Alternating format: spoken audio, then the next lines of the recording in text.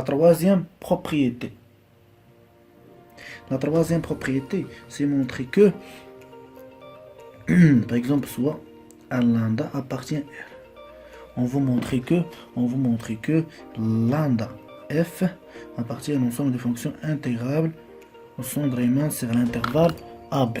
C'est-à-dire équivalent que la somme d'arbres supérieure de lambda f relative à la subdivision sigma moins la somme d'arbres inférieure de lambda f relative à la subdivision sigma inférieure ou égale epsilon. On veut montrer cette expression. Soit lambda appartient à R. Ensuite, on va prendre un élément appartient à l'ensemble des fonctions intégrales sur l'intervalle AB. Soit f appartient à l'ensemble des fonctions intégrales sur l'intervalle AB.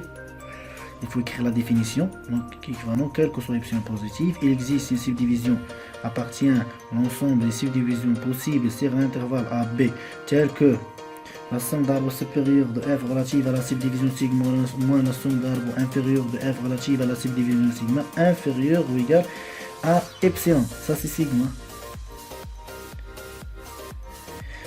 C'est bon.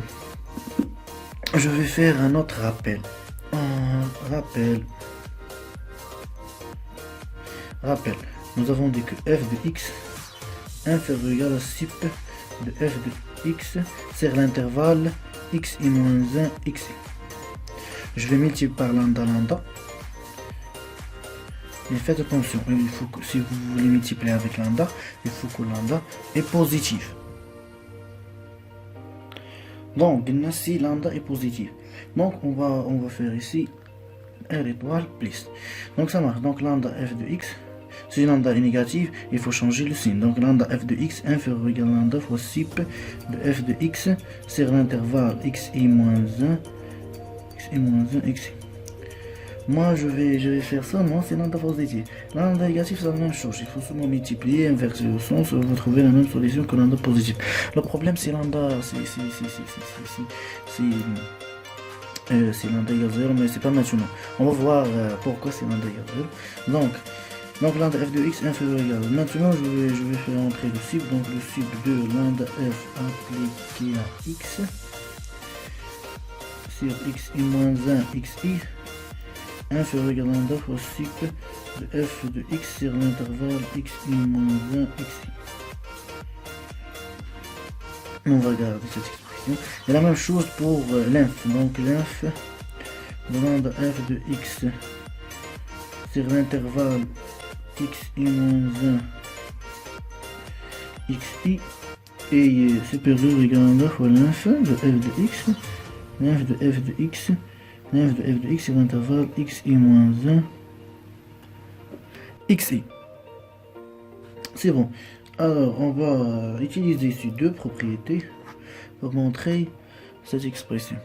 Donc le sup de lambda f de x inférieur ou égal à lambda fois le sup, ça permet de dire cette propriété. La première permet de dire que la somme d'arbres supérieure de lambda f relative à la subdivision sigma inférieure ou égal à lambda fois la somme d'arbres supérieure de f relative à la subdivision sigma.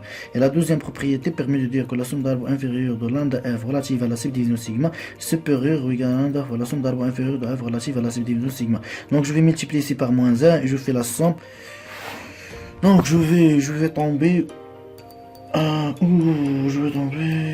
ici je trouve que la somme d'arbres de lambda f relative à la subdivision sigma moins la somme d'arbres la somme d'arbres inférieure de lambda f relative à la subdivision sigma inférieure ou égale à lambda lambda facteur, j'ai pas d'espace, inférieur ou égal à lambda inférieur ou égal à lambda facteur, ça c'est lambda, j'ai pas, ça c'est pas une grosse chose, seulement c'est lambda, ça c'est lambda. Donc inférieur ou égal à lambda pour la somme d'arbres supérieure de f relative à la subdivision sigma moins la somme d'arbres inférieure de f relative à la subdivision sigma.